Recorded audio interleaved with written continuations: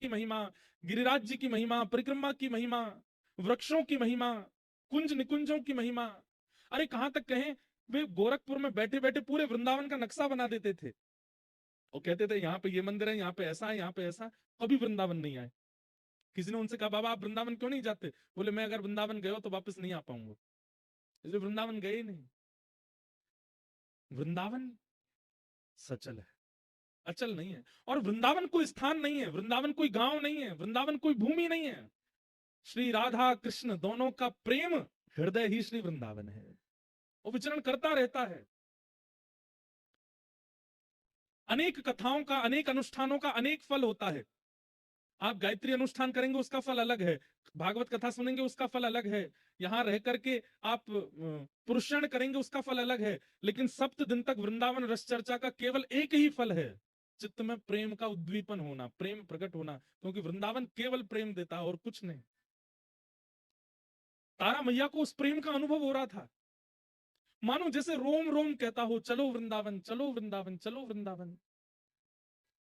और कुछ महीने हुए थे गर्भ में बालक को कि तारा मैया अब व्यास मिश्र जी से कहती हैं कि मुझे वृंदावन ले चलो, मुझे वृंदावन ले चलो। उस काल में इतनी व्यवस्थाएं तो थी नहीं। एक दिन व्यास मिश्र जी ने योजना बनाई, और जो बादशाह जिसके यहाँ व्यास मिश्र जी सब अपनी क्रियाएं करते थे, उसको जाके कहा हमें कुछ दिन का अवकाश दीजिए, पत्नी को लेकर वृंदावन जाना है।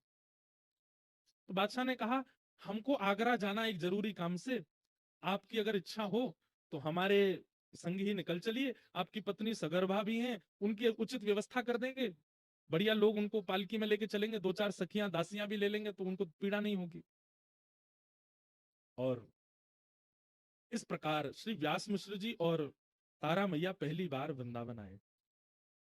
जैसे ही वृंदावन में प्रवेश किया तो तारा मैया की स्थिति ऐसी है, गर्भ में बालक है, पहले कभी आई नहीं है, लेकिन जैसे ही वृंदावन में प्रवेश करती है तो व्यास मिश्र जी को कह रही है आगे एक चौक आएगा, और वहां चौक से दाहिनी ओर जब देखेंगे ना, बाएं ओर जब देखेंगे ना, तो वहां एक तोता बैठा होगा, आप उससे बोलेंगे राधा, तो वो राधा उच्चारण करेगा।